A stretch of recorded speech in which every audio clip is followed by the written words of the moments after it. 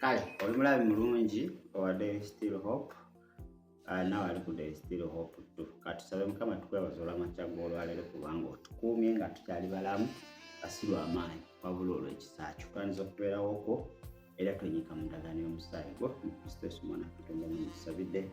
Amina. Kale oba tukasooka osubscribinge olakinga tosharinge 07523447 ne 0761 0883 Alimisa Hotel mu kibuga Jinja bw'oyitira osobola okuba okufuna services ez'enjawulo ebyokunywa ebyokusula conference rooms sauna n'ebintu ebirala ayitayooko ate osobola okuba nga ate otambulira ddala maridadi sana. Kale mwabeetaaze show zaffe zino oba bino byetwogerako ng'olina omuntu atamanyi Luganda Ege Media tubiddamu mu Luzungu twatandise especially ne topic ya witchcraft ey'okusiiba n'ebirala tugenda kubanga ano tubikuwa mu Luganda Ege Media bijja kubeerayo mu Luzungu ate nga biri summarized bulungi. So oba olina atamanyi Luganda so muwa link eya Ege Media osobola okusaba link ate naye nasobola okubeera nga atambulira ddala n'ensonga ze. Leero tugenda kwogera ku ddogo witchcraft. Tugenda kwogera ku ddogo. Ddogo kyeki? Ekibuuzo ekiri mu ddiiro. Mu Luzungu agamba eddogo is a practice of magic especially for evil purpose. The use of spells. Kitegedde eddogo mu bufunze kitegeeza kwe kukozesa obufuusa n'amaanyi amabi oba ekigendererwa nga kyamaanyi mabi nga bakozesa spells. Spells ge maanyi amabi, amasannyalaze ag'amaanyi amabi. So ekikolwa ekyo akibaba bakola kubeera kuloga naye nga byonna ebivaamu for evil not for good. So witchcraft in sport terms mu Luzungu is a practice of magic especially for evil purpose, the use of spells. Nti kwe kuno yenkola ey'obufuusa nga ya kibi nga ekigendererwa nga kibi ate nga bakozesa amaanyi amabi. Kale kakati njagala tulabe leero abantu bangi muloota eddogo. Tegedde baye nalose eddogo simanyi nalose nga banteze eddogo nalose nga bakola baki obundako ekirooto kitegeeza kirabika bandoga. Leero nkuleetedde ebirooto ebisukka 10 kandirayo biri bimeka 1 2 3 4 5 6 7 8 9 10 11 15 dreams that indicate witchcraft. 15 dreams which indicate witchcraft or which indicates you are being attacked by witchcraft.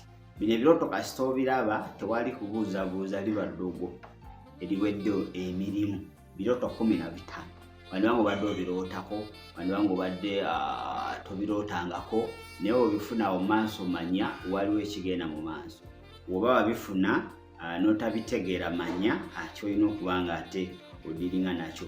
Ekirooto ekisooka kwe kuloota emisota. Tuloloota emisota, buloloota emisota liba ddogo lyennyini eriwedde emirimu. Sota ddogo ngira kuyita mu bufunze. Ekirooto ekyokubiri buli wooloota ng'oli mu mazzi amangi owuga oli mu Victoria owuga ebito bitegeerekeka liba ddogo.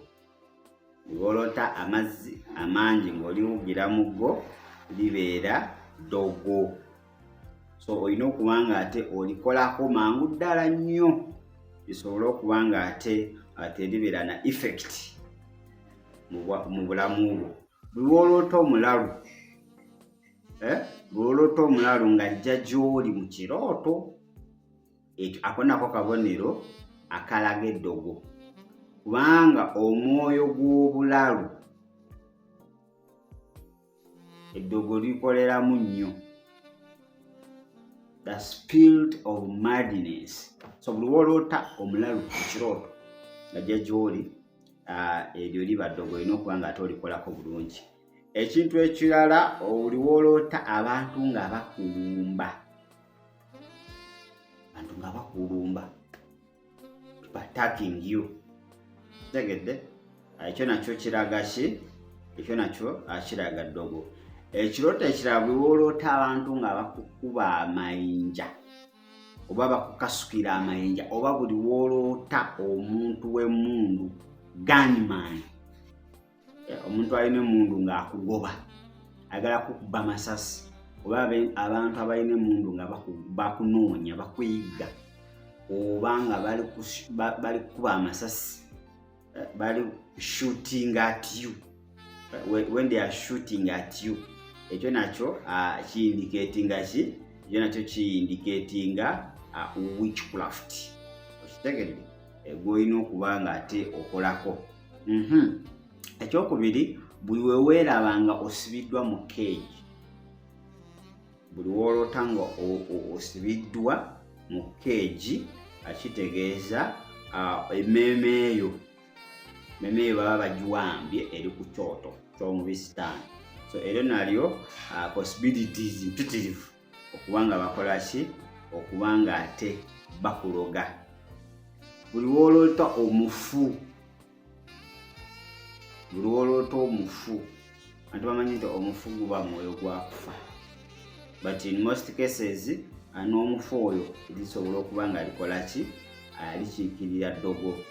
To have dead people masquerading as your loved ones in the dream indicates witchcraft powers working against you. Bw'oloota omufu nga yeefuula okubeera omwagalwawo nga ye ate ku luno mugonvu nnyo, ajja wa mukwano nnyo, okitegedde no oba eyafa nga omwagala nnyo n'omulaba ngazze, omanya amaanyi g'eddogo gazze gy'oli ate nga gakukutwala gakukutta. Ekirala, buli wooloota ng'osibiddwa emiguwa, waya n'ebintu ebirala, eryo nalyo lyanibanga ki? Ddogo. Buli wooloota ng'otabuddwa mu kirooto, you are confused. Nnyo okuloota nga tobitegeera, oli awo wena olinga mawaya, olinga mawuzi, babeta bamawuzi, mawungwe, tobitegeera, oli stuck. Kitegeeza witchcraft is operating. Eddogo liba likola ki? Eddogo aliba ate likola. Ekirooto ekirala, buli wooloota nga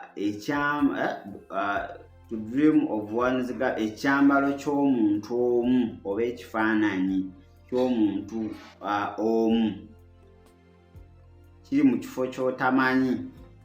To dream of one's garment or picture in a strange places or in the water indicates that the spirit of witchcraft is operating against the dreamer, and a clear indication that spirits from the marine kingdom are operating. Bw'oto ekifaananyi ky'omuntu omu oba ekyambalo ky'omuntu omu nga kiri mu kifo ekitategeerekeka, kitegeeza amaanyi ag'eddogo ate nga gayitira mu zino zituyita marine spirits ag'omu nnyanja.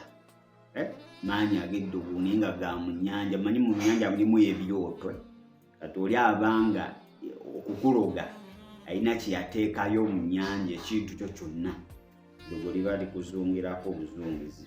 Ekintu ekirala, wooloota pusi, enjovu, embwa, eminya, eryo liba ddogo, n'ebintu ebirala bingi.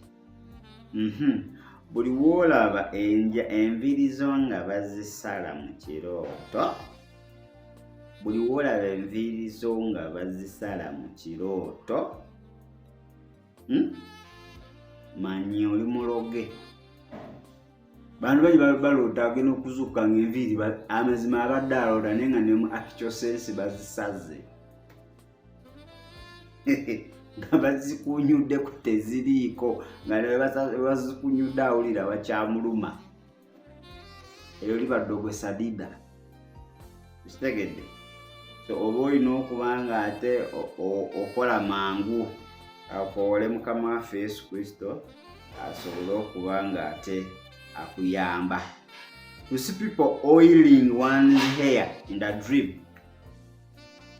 Oiling oba kiki? Olaba abantu nga oiling. See people oiling one's hair. Omuntu omw'enviiri ze bazioilinga. That could mean witchcraft.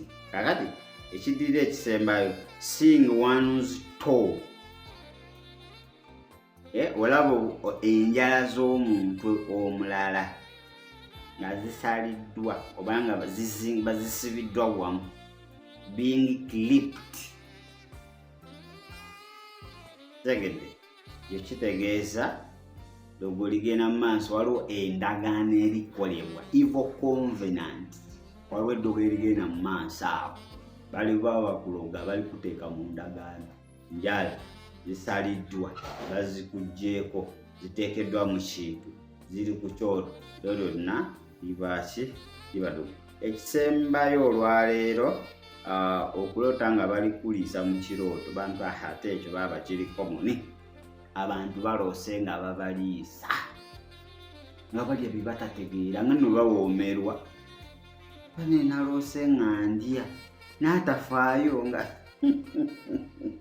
omuntu oyo nga yali free, talina buzibu nakyo. So okuloota nga oli kulya mu kirooto, that's an indication. And Eddogo obeera nalyo mukwano gwo nnyo. Ebyo byonna bibaawo, tukugamba Yesu ye Mukama. Teri kisinga ate Katonda waffe. Teri Eddogo eri Yakobo, ate teri gwe yaguze eri Isirayiri. Gwe Isirayiri gwe Yakobo olina kuba nga kwekolako. Lw'onootambula mutali butuukirivu, Eddogo lijja kukukwata. Lijja kugamba teri Eddogo eri Yakobo naye nga likola ki? Lijja kuba likukwata. Kakati njagala ogenda osome Matayo 15:13. Egamba, but he answered and said, every plant which my heavenly Father has not planted shall be uprooted. Buli kisimbe Katonda ky'ataasimba, kitaffe omugulu ky'ataasimba, kijja kusimbulwa mu linnya erya Yesu. Ebyo byonna bye basimba mu kuyita mu birooto, Eddogo okuyita mu birooto eby'enjawulo, naye nga tebisimbiddwa Katonda, bisimbiddwa Sitaani, bigenda kusimbulwa mu linnya erya Yesu. Matayo 15:13.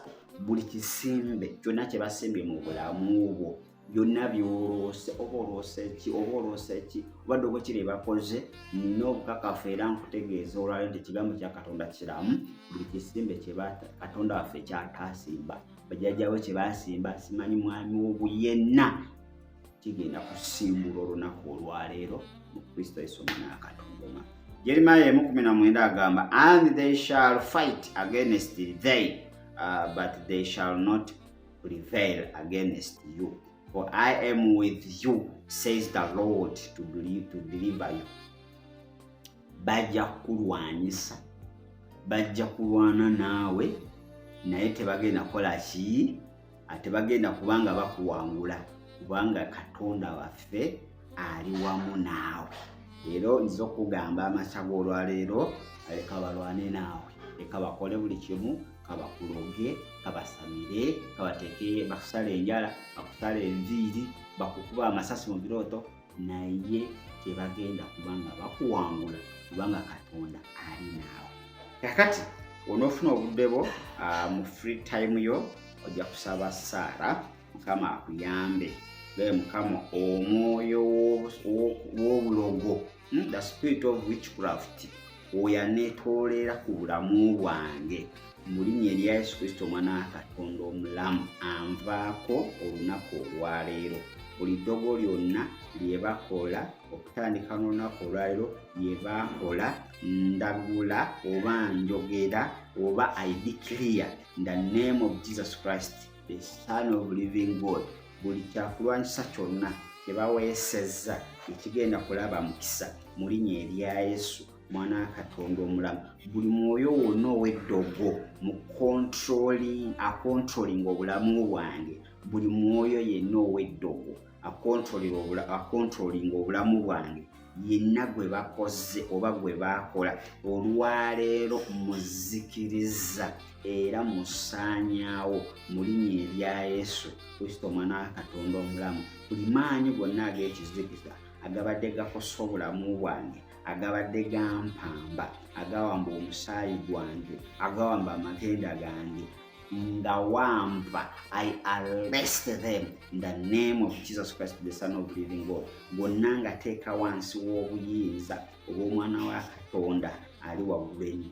Mukama leka amaanyi go gasaanyeewo buli kweraguza kwonna, buli ddogo lyonna libadde lintambulirako, libadde linnemesa, libadde linnywanyisa, libadde likwata amagenda gange, libadde likwata okubotola. Mukama lyonna olisaasaanye nga bwe wayogera n'ogamba baligira mu kkubo limu naye ate baliddirayo mu makubo 7 mu linnya erisinga amannya gonna erya Yesu Kristo Omwana wa Katonda omulamu. Buli ddogo lyonna, amaanyi ag'ekizikiza, bamalayika ab'ekizikiza abadde bakuŋŋaanye okuba nga banswaza nga baleeta confusion, okutabulatabulwa mu bulamu bwange, okugyawo essanyu eryo ery'obwa Katonda, baleete ekiswalo, baleete disoner mu linnya erya Yesu. Ebyo byonna tebigenda kulaba mukisa mu linnya erisinga amannya gonna erya Yesu Kristo Omwana wa Katonda omulamu. Buli ddogo lyonna erikoleddwa, buli covenant yonna endagaano ekoleddwa, emenyebwa mu linnya erya Yesu Kristo Omwana wa Katonda omulamu. Era olwaleero nsumululwa okuva mu mikono gy'abalabe bange mu linnya erya Yesu.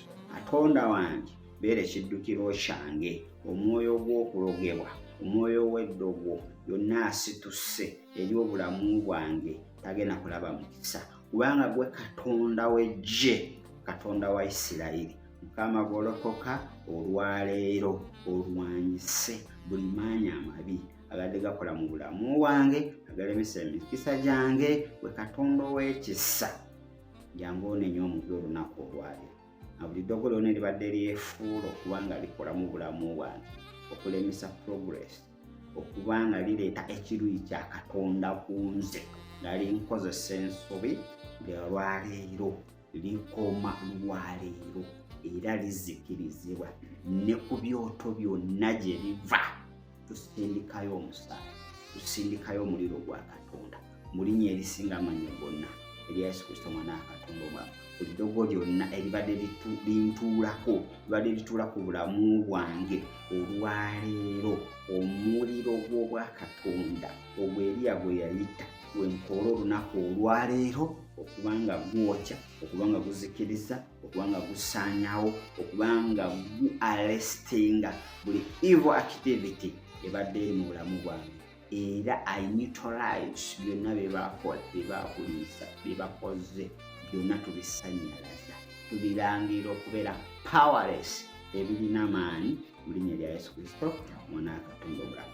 Mukama beera kiddukiro kyange, Mukama beera maanyi gange, mponye okuva mu mikono egy'omulabe Sitaani mu linnya erya Yesu Omwana wa Katonda omulamu. Amina. Eyo saala k'ogisabye ogenda kuba nga ate oyongerezaako. Katonda waffe wa kisa agenda kuba nga akuwonya emikono gyonna egy'omulabe Sitaani. Tubaagaliza amakya amalungi, tuba ku 0752 349 ne 0761 088 315 Alimisa Hotel mu kibuga Jinja. Osobola okuba nga ate oyita n'osanga buli kintu kyonna ky'oweetaaga. Tujja kukomawo n'ekitundu kyaffe ekirala nga tukwata ku birala byonna olunaku olulala olw'enkya oba akamuzi k'olunaku olwala. Beera bulungi, era mweraba.